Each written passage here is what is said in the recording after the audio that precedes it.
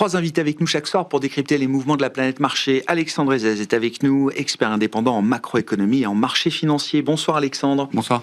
Pierre-Olivier Béfi nous accompagne, chef économiste et gérant chez Boussard et Gavaudan. Bonsoir Pierre-Olivier. Bonsoir Grégoire. Et Alexandre Baradez est également avec nous en plateau, chef analyste chez IG. Bonsoir Alexandre. Bonsoir. Comment vont les marchés globaux, Alexandre, au lendemain de ce krach des métaux, alors qu'il y a un événement, alors je ne sais combien d'écart type, autrement dit un événement qui n'avait quasiment aucune chance de se réaliser, en tout cas dans cette ampleur, un krach de 40% sur l'argent, de 20% sur l'or. Qu'est-ce qu'on peut dire de la situation un peu globale là en ce début de semaine ? C'est quand même assez compartimenté parce que si on regarde par exemple les taux américains, même depuis la fin de semaine dernière, même depuis 10 jours, le 10 ans américain, il est entre 4,20 et 4,30, donc c'est un non-événement qui réagit à peu de data, il réagit à peu d'éléments comme la nomination de Kevin Warsh, donc sur les taux il ne se passe pas grand-chose.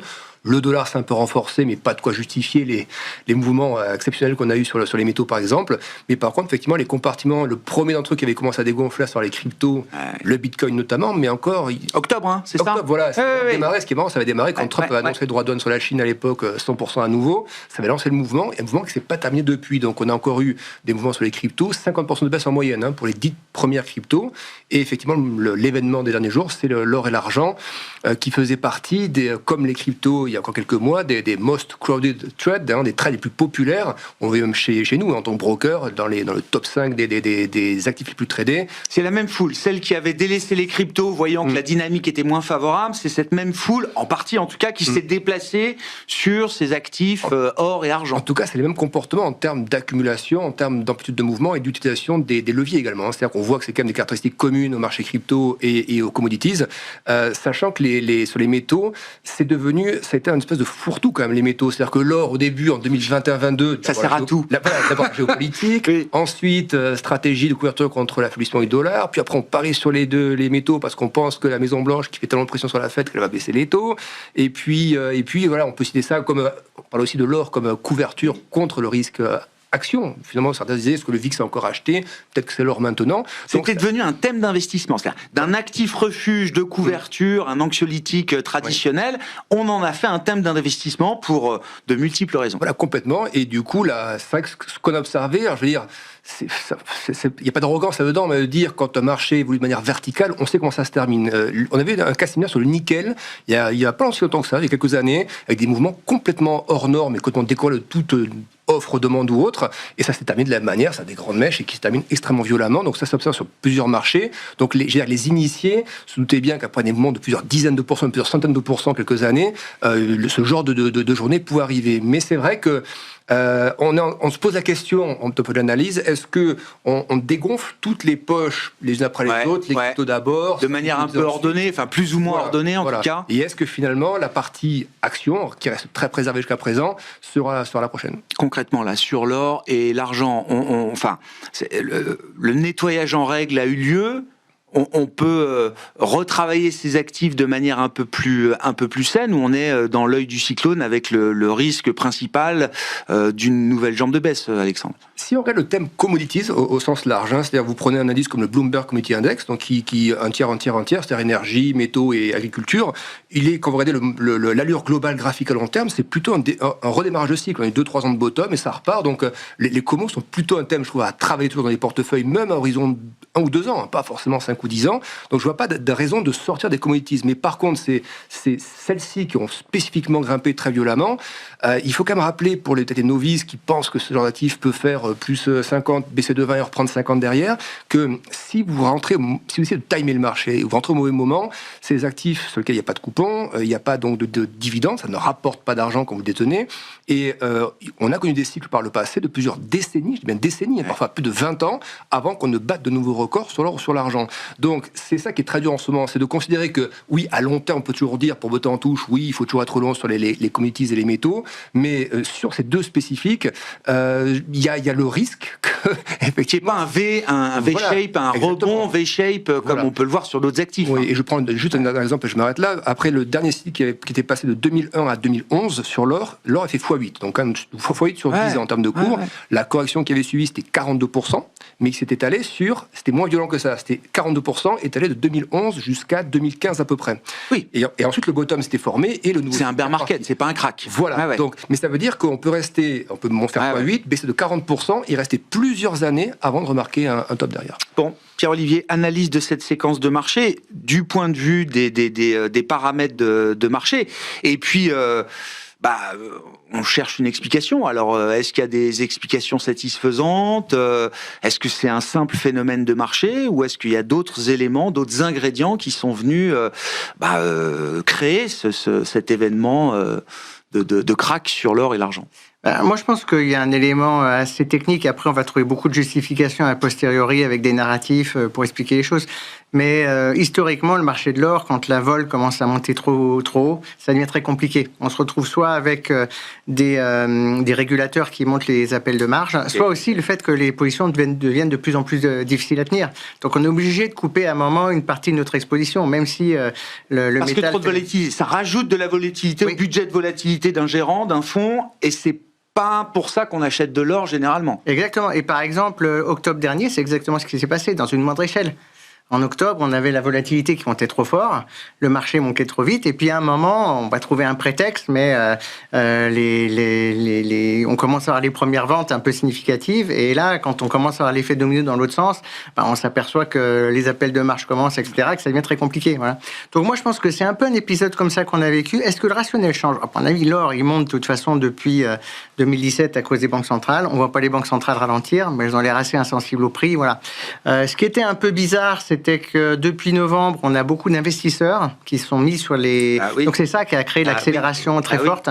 Donc là, en effet, on peut dire que les investisseurs sont pas forcément là pour rester, en tout cas une partie. Voilà. Et qui sont peut-être sans doute un peu brûlés les doigts. Après, moi, je regardais les entrées d'ETF, y compris vendredi quand même, après le sell-off, elles restaient positives au niveau mondial. Sur l'or. Voilà. Sur l'argent, elle était négative. Il y avait encore de la collecte positive sur des instruments passifs liés à l'or. Donc, ce qui est très surprenant, c'est qu'il y a des gens qui ont acheté les dips à 4008. Voilà. Donc, alors, on verra ce qui se passe sur les données d'aujourd'hui, etc.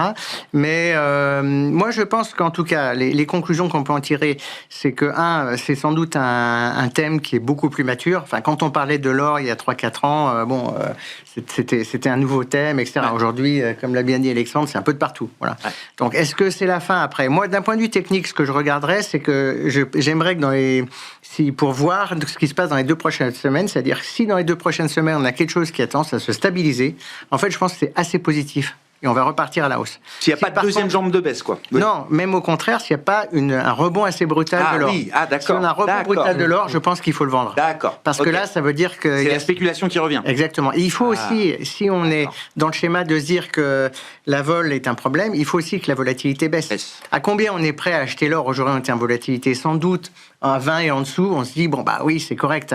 À 40, on peut plus, personne peut aller acheter des... Et puis, par exemple, simplement en option. Si vous voulez vous couvrir, ça vous coûte extrêmement cher. Et celui qui veut spéculer, qui a l'habitude d'acheter des options, enfin, quand il voit le prix des options, il se dit, mais j'achète quoi, là ? Dans les 2 prochaines semaines, il faut que j'ai un move gigantesque. Hein. Ouais. Voilà.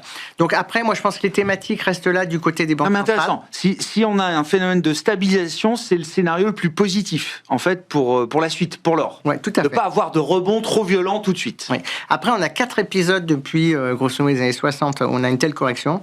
Et il y en a une, 78, où l'or a fait x3 derrière, donc ça a été très violent. Donc une baisse de plus de 20% sur l'or, voilà. Dans les années 70, suivi d'un rebond x4. Voilà, il y a 80, mais là c'est plutôt le contraire, c'est le top du marché.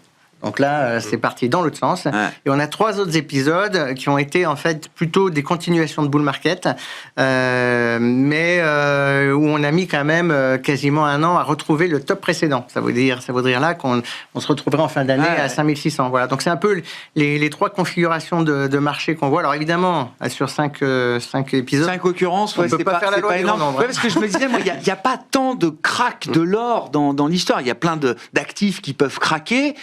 L'or, comme le disait Alexandre, ça peut perdre 40%, mais étalé sur plusieurs années, des mouvements violents comme ça. Alors si on a toujours des phénomènes de liquidation type Covid, où il faut absolument trouver du cash tout de suite, donc on liquide tout ce qu'on a en stock et jusqu'à liquider les valeurs refuges comme l'or. Mais c'est pas des phénomènes qui durent. Mais en fait, il y a quand même quelques épisodes de crack, quoi. Voilà. Après, il n'y en a pas beaucoup, mais ça donne une idée des possibles. Après, là aussi, le deuxième point que je trouve rassurant, plus pour l'or que sur l'argent, parce que je pense que l'argent, comme on en discutait en off, il y a quand même des sorties d'ETF déjà depuis le début d'année. Hein. Tous les jours, il y avait des sorties d'ETF. Donc la montée se faisait essentiellement avec les options, surtout l'optionnalité, etc. Donc ça veut dire que ça a été un marché plus spéculatif, on va dire comme ça. Mais le point qui est quand même important à avoir en tête, c'est que quand on regarde le point mort d'entrée des investisseurs sur l'or, il est plutôt en novembre. Hein. Et donc, on était à combien ? Et on est bien dessus. Alors, je sais pas, en novembre, à combien on était. On a commencé l'année à 4003, on est encore au-dessus de 4003. Hein. Donc, on est sans doute, on n'a pas atteint le point où les gens se sont dit aujourd'hui, j'ai perdu. Bon, ils ont sans doute de la peur, mais... Il y a encore une majorité de gens qui sont gagnants sur l'or. Exactement. Voilà. Alors, c'est un peu moins le cas sur l'argent depuis le début de l'année. Là, c'est négatif. Alexandre, on fait le tour de la question. Alors, qu'est-ce qu'on peut dire de plus et jusqu'où nous emmène l'analyse, hein ? Qu'est-ce qu'on peut dire de plus ? Déjà, effectivement, la baisse de l'or, c'est venu en partie du régulateur. C'est vrai que et de l'argent, via l'argent, mais effectivement toutes les commodities. Et ce qu'on disait, c'est que en fait, il y a les matières premières. Il y a un moment, l'or est un peu particulier, mais ça agit sur l'économie réelle et toute l'industrie. Donc, il fallait arrêter ce mouvement spéculatif sur les commodities, et ça passait évidemment par l'argent. Ce qui est intéressant sur l'or, c'est que à la fois les investisseurs le prennent comme actif de couverture, mais en fait, c'est un actif de couverture long terme. On voit bien que la corrélation entre l'or et les marchés, elle était assez forte. Bah oui. Donc, beaucoup d'investisseurs achetaient des actions, achetaient de l'or en même temps en disant ça va couvrir. Mais les deux montaient en même temps. C'est ça. Mais en fait, quand il y a une correction, effectivement, les deux partent dans le même sens. Donc en fait, l'or ne doit pas être vu comme un actif de couverture, sauf contre un choc géopolitique, comme effectivement l'invasion de l'Ukraine ou quelque chose comme ça, mais n'est pas un actif de couverture à court terme, mais effectivement des positions qui doivent être prises sur le long terme. On a eu quand même des bear markets sur l'or de manière assez forte, hein. Donc c'est construire les positions, avoir effectivement, on voit chez les institutionnels encore qu'il y a, en tout cas en France, il y a l'or. C'est en retard. Moi, c'est ce que j'entends tout le temps. Les institutionnels sont très en retard dans la globalisation de leur portefeuille, en tout cas sur la partie de l'or. Et donc, c'est une occasion potentiellement de revenir peu à peu sur cet actif-là.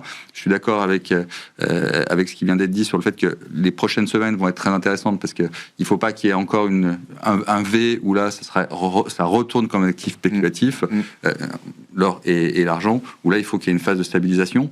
Et c'est plutôt, pour moi, en tout cas, une bonne chose que les spéculateurs, en tout cas, qui ont participé à cette montée, en fait, d'une certaine manière, sortent du game et on revienne potentiellement sur un marché un peu plus sain.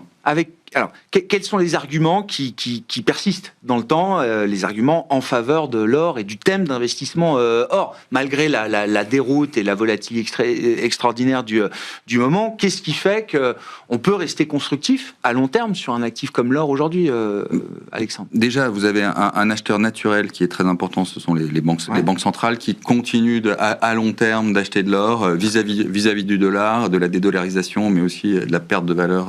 Et il y a encore de la place dans ce chiffre des réserves des banques centrales. Enfin, elles ne sont pas au max de ce qu'elles peuvent détenir comme or. Pierre-Olivier, je me tourne vers vous, mais elles ont encore de la place pour acheter de l'or et modifier leur système de réserve. Oui, au rythme où elles achètent, il y a plusieurs études qui disent que les banques centrales des pays émergents mettront, par exemple la Chine, mettront encore 5 ou 6 ans avant d'avoir les niveaux... C'était pour avoir en tonnage, hein, parce que en valeur, ça peut aller plus vite ou moins vite, j'en sais rien, mais il y a encore pour avoir l'idée et l'horizon. Il y a encore de la place dans les pays émergents, et puis le World Gold Council a sorti un dernier papier. Il y a une demande qui reste extrêmement forte. On est encore sur des records en 2025 de demande d'or. Alors, la seule chose, c'est que c'est vrai qu'en l'espace de 10, 15, 20 ans, l'or s'est financiarisé de manière assez importante aussi. Donc ça, forcément, ça ajoute de la volatilité. Et dans les budgets de risque des portefeuilles, on vient d'en parler, et ça peut poser un vrai sujet. Mais en tout cas, il y a cette demande qui continue et qui va certainement continuer. Il n'y a pas d'actif alternatif à l'or. Enfin, quel est l'actif alternatif à l'or ? Dans une finalité de protection contre la géopolitique. Il n'y a pas mieux que l'or, quoi. Il n'y a pas mieux que l'or, en tout cas. Alors, effectivement, ça ne rapporte pas il n'y a pas de dividendes, il n'y a pas de coupons, il n'y a pas ce qu'on veut, mais en tout cas, ça permet. Alors, on peut prêter l'or quand même, ça permet quand même de se rémunérer. Oui. Mais pour l'instant, il n'y a pas d'actifs, en tout cas pour les grands institutionnels et les banques centrales, pour concurrencer $1. Ah ouais. La distinction entre l'or et l'argent, elle est de quelle nature? Alors vous disiez l'argent continuait de monter contrairement à l'or avec des décollectes, des sorties sur les ETF liés à l'argent.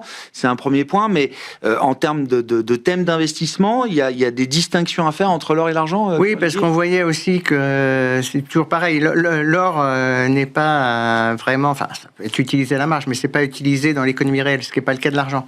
Et quand on a une entreprise, qu'on commence à voir les prix de l'argent monter aussi vite, qu'est-ce qu'on fait? On sécurise ses achats. Donc, sécuriser ses achats, ça veut dire qu'on achète plusieurs fois ce dont on a besoin. Et donc, ça crée aussi artificiellement de la demande. Voilà. Donc, on avait à la fois un aspect où sur la spéculation, c'était essentiellement surtout en Asie, des achats via option, et du côté des entreprises, un peu plus de carnet de commandes un peu gonflé sur cette matière première. Donc, après, c'est vrai que l'année dernière, l'argent était très en retard. Moi, je l'avais coupé, je me rappelle. Effectivement. Donc après, je n'ai pas essayé de reprendre. Aujourd'hui, si on regarde où on est sur le ratio argent par rapport à l'or, il a l'année à plus 170%. Voilà. C'est ça. Mais on est revenu sur un milieu de range, je dirais, des 2 dernières années. Donc il est ni pas cher ni cher aujourd'hui. Donc c'est un peu plus compliqué de mettre un prix sur l'or. Mais il y a aussi palladium, platinium, tout ça était assez bien corrélé. Et si je peux me permettre juste une petite remarque, je pense qu'un point qui a été dit juste avant par Alexandre qui me semble aussi très important, c'est que l'or, ça reste un actif d'investissement, c'est pas un actif de hedging. Et ça, c'est très important. Ça veut dire aussi que quand, par exemple, vous avez une grande crise, admettons qu'on ait de l'inflation, beaucoup d'inflation, et les gens disent « Ah, là, il faut avoir de l'or ». Non, c'est le moment où il ne faut plus avoir d'or, parce que quand on a l'inflation, on veut restaurer son pouvoir d'achat, et donc on vend l'or. Parce que l'or, on l'a accumulé pour ça. On l'a accumulé pour se protéger du choc.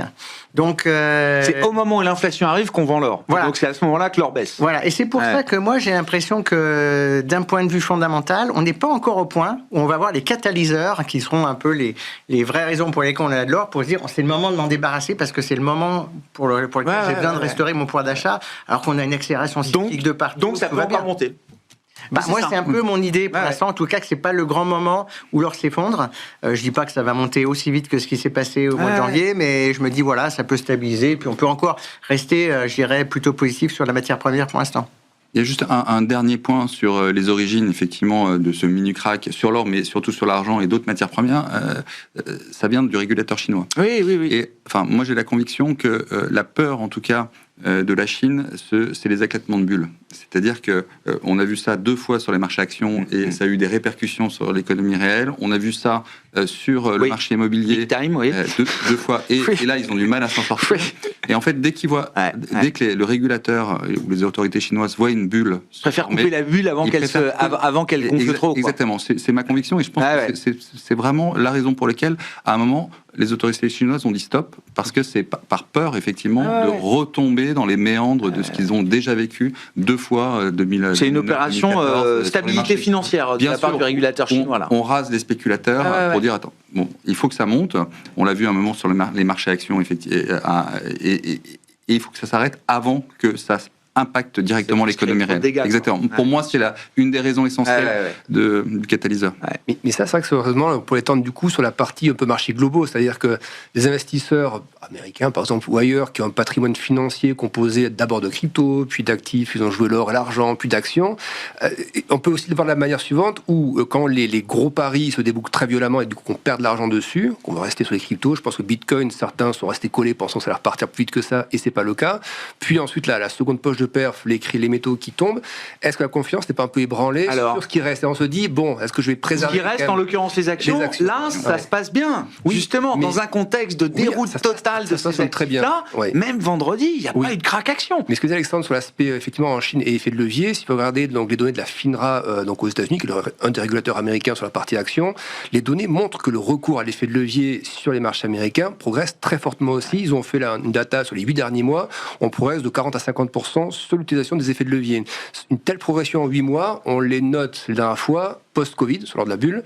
Avant ça, pré-bulle des subprimes, et encore avant cela, avant la bulle Internet. Donc ça ne veut pas dire qu'on aura les mêmes conséquences, mais la vitesse de progression de l'utilisation de la marge sur les actions, notamment aux États-Unis, c'est au plus haut. Voilà, c'est au plus haut. On l'avait aussi noté sur les volumes des ETF à effet de levier. Par exemple, c'est moins en Europe, parce que certains ne sont pas autorisés, mais aux États-Unis, vous avez des ETF qui incluent l'effet de levier. Et les volumes de ces produits-là ont aussi explosé à la hausse. Donc ça soulève quand même la question de l'usage de la marge du levier sur les actions, sur les trades les plus populaires. Et qu'est-ce qui était très populaire? La tech, l'IA, et forcément, ce qu'on regarde un petit peu. Point clé, parce que qui achète des actifs risqués depuis, je ne sais pas, entre tout cas tout au long de l'année 2025. Alors les entreprises continuent d'acheter leurs actions, ça c'est des acheteurs effectivement récurrents et réguliers, mais l'autre acteur marginal qui de plus en plus fait le marché, c'est le retail, Pierre-Olivier. Oui, alors moi je partage tout à fait l'analyse, je pense que c'est un point de fragilité pour le retail américain notamment. Voilà. Et donc pour le marché dans son ensemble ? Et pour le marché dans son ensemble. Moi, la manière dont je le vois, ça ne veut pas dire que le marché, c'est un indicateur de baisse du marché. Quand les leviers montent beaucoup, ils peuvent encore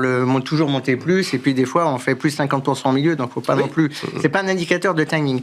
Par contre, moi ce que j'en déduis quand même, c'est que, et moi pour tout vous dire, ce week-end j'avais quand même un peu peur quand j'ai vu les cryptos baisser. Je me dis voilà, est-ce qu'on a la contamination ?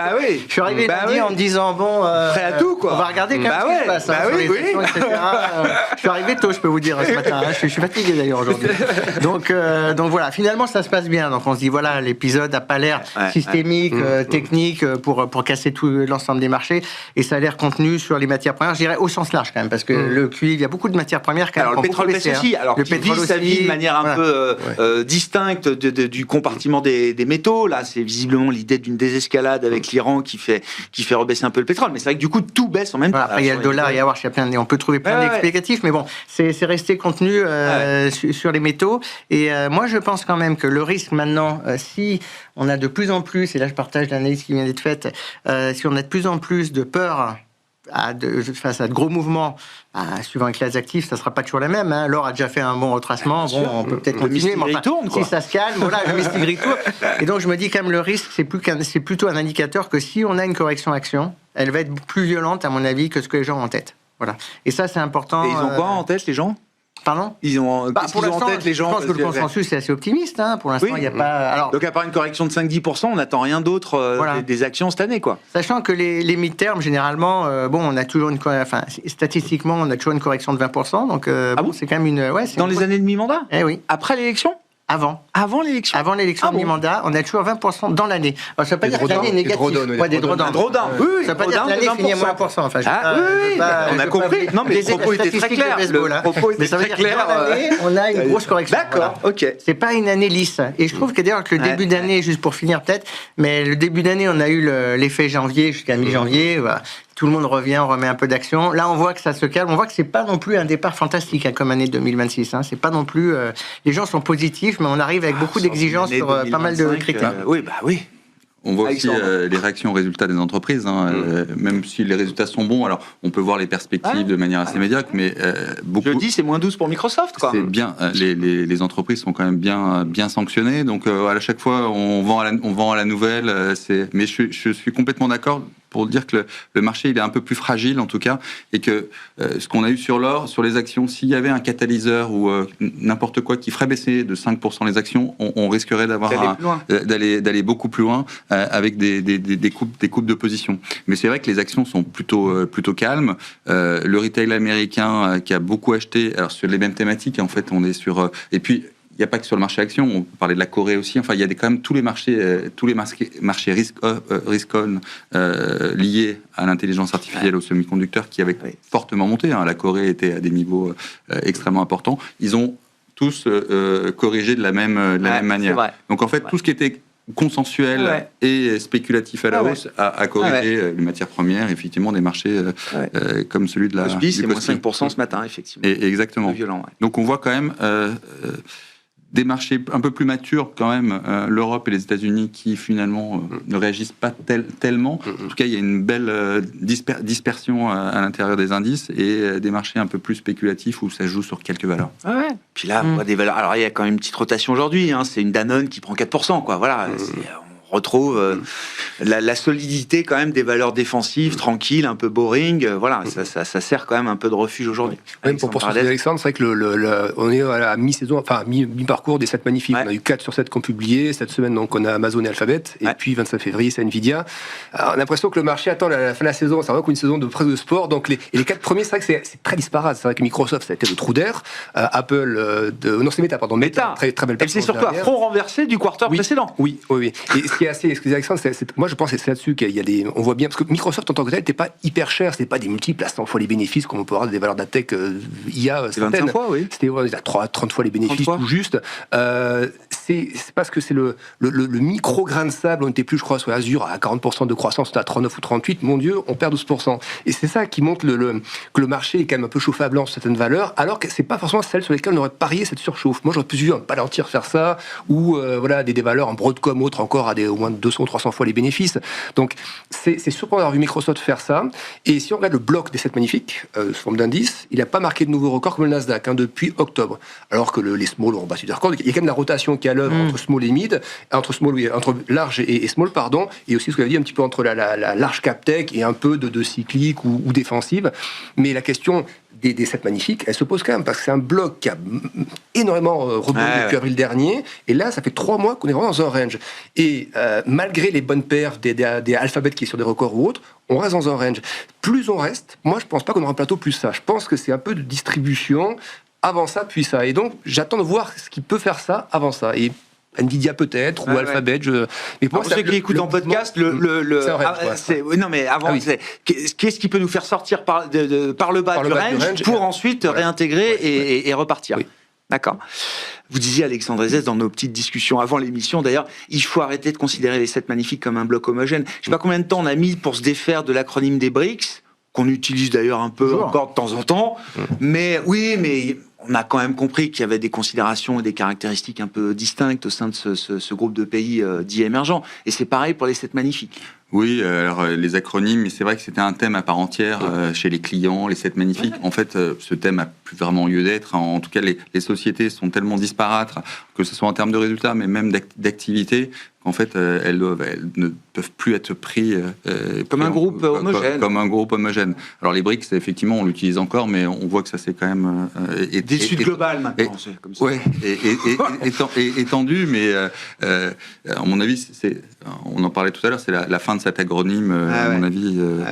Qui est déjà... Surtout dans les 7 mercenaires, il ne reste plus qu'un à la fin. Donc bon, faut ça, non plus... Oui, c'était le départ, je crois que vous nous aviez raconté cette histoire, effectivement.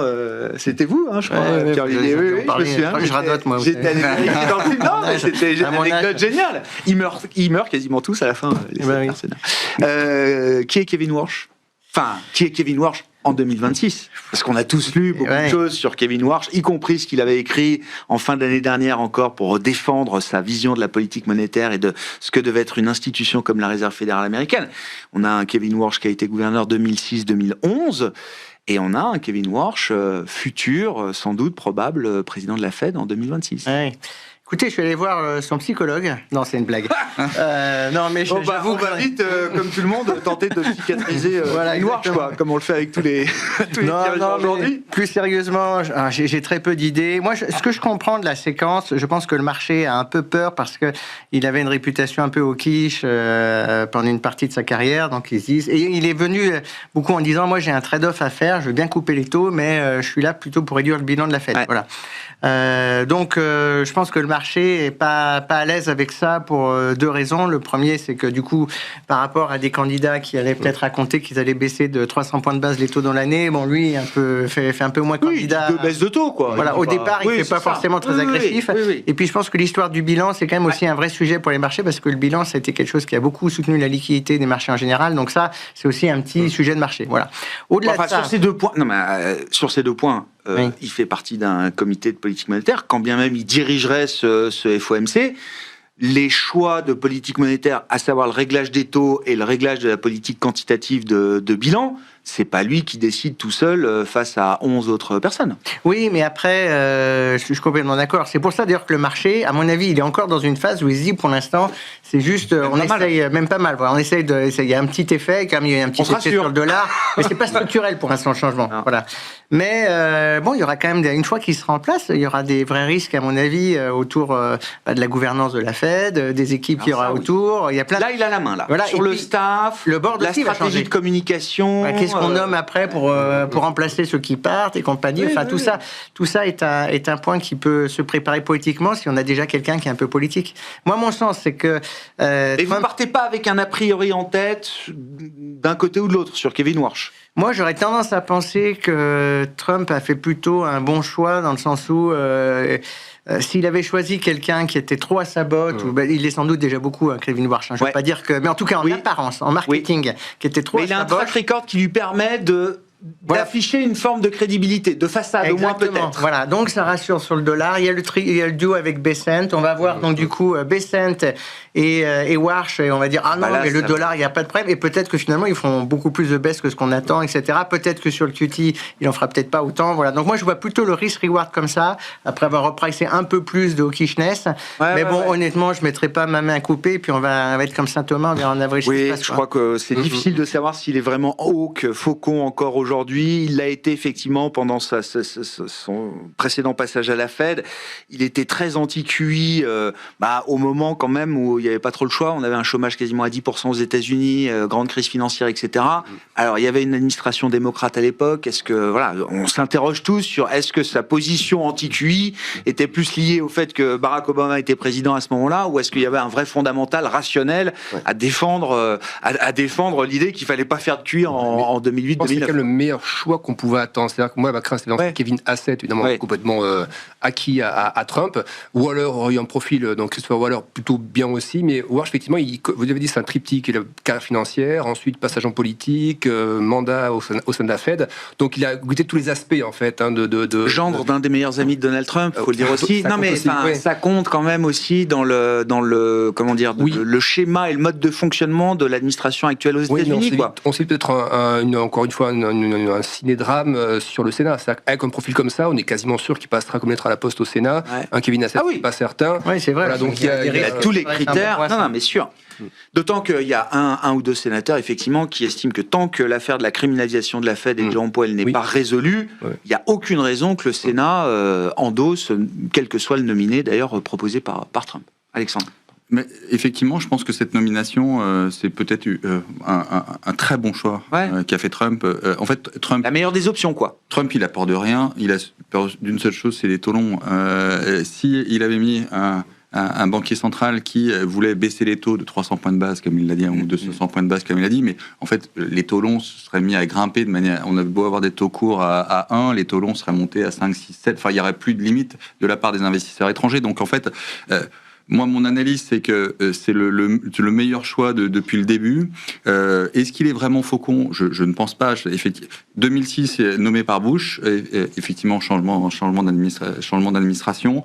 En fait, en 2008-2009, il est avec Bernanke, et c'est à partir de 2011, sur les quantitative easing d'après, qu'il n'est pas d'accord. Et donc, il y a un aspect assez politique. Et puis après, il est devenu conseiller de Donald Trump assez rapidement. Donc, c'est un vrai politique. Je pense qu'il a la confiance pour l'instant des marchés, parce qu'il a ce masque faucon, mais qu'il fera la politique de Trump, mais surtout pour faire baisser les taux longs. Et c'est quand même un équilibre.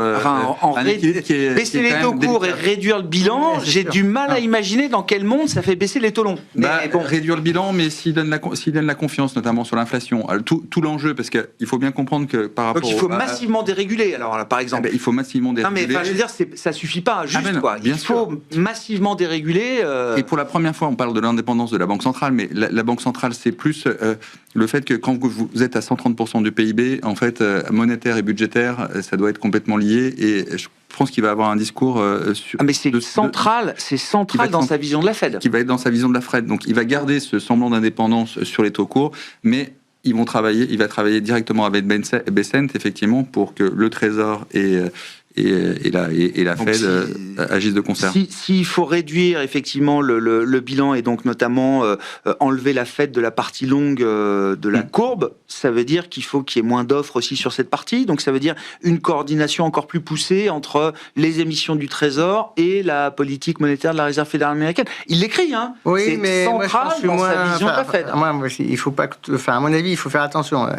Est-ce qu'on a un quantitative tightening actif, où on vend des actifs, ou est-ce que c'est simplement qu'on remplace pas les actifs qui arrivent à maturité? Et ça, les deux sont même pas les mêmes, c'est pas le même rythme. Donc si on fait par exemple la deuxième option et que les données valident le fait que l'inflation, on a passé le pic des tarifs qui est sans doute sur l'impact, enfin ce qu'on voit c'est plutôt autour du T2, il va arriver, si on voit que l'inflation décélère, le marché sera pas très inquiet et achètera à mon avis la dette américaine.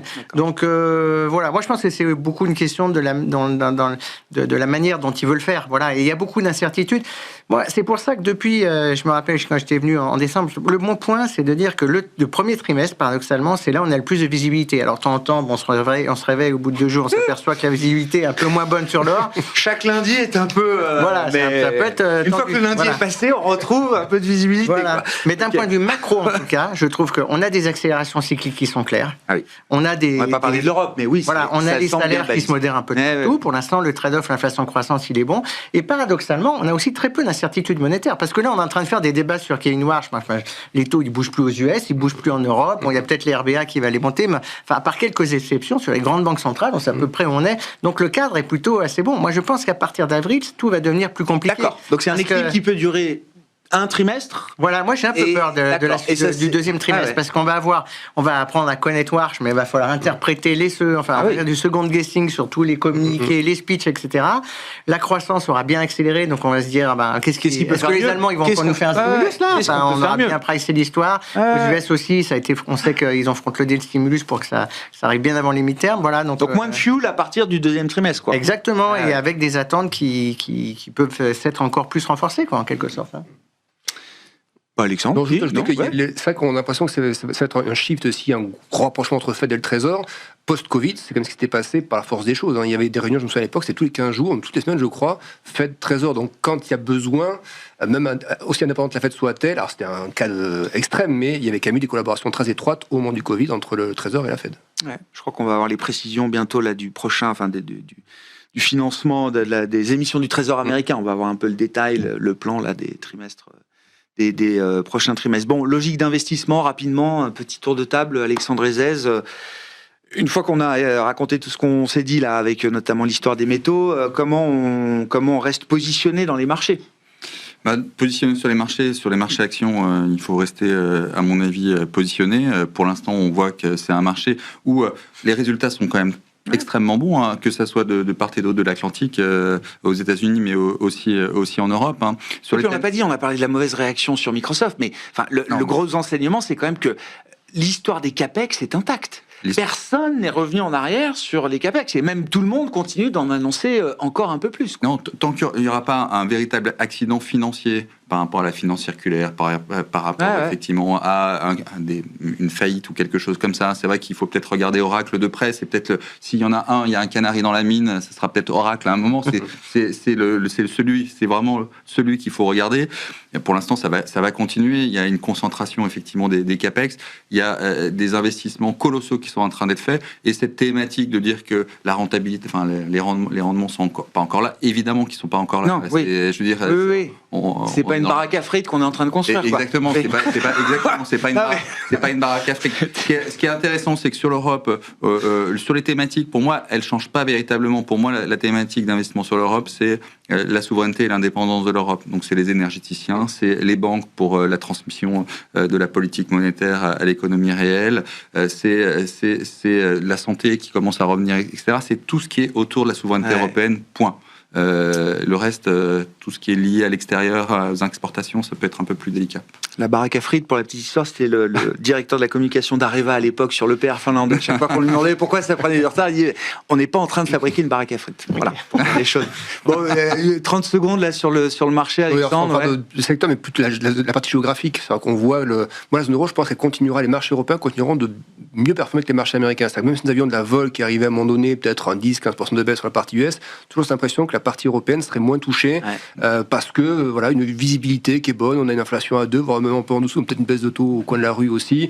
Donc toujours cette impression que l'année peut être pas mauvaise pour la partie européenne et toujours, je pense, si ça bouge côté européen, ça risque plus d'arriver des États-Unis par corrélation plus qu'un phénomène purement européen. Merci beaucoup messieurs, merci d'avoir été avec nous, les invités de ce début de semaine dans Smart Bourse sur Be Smart for Change, Alexandre Ezez, Alexandre Baradez et Pierre-Olivier Beffy.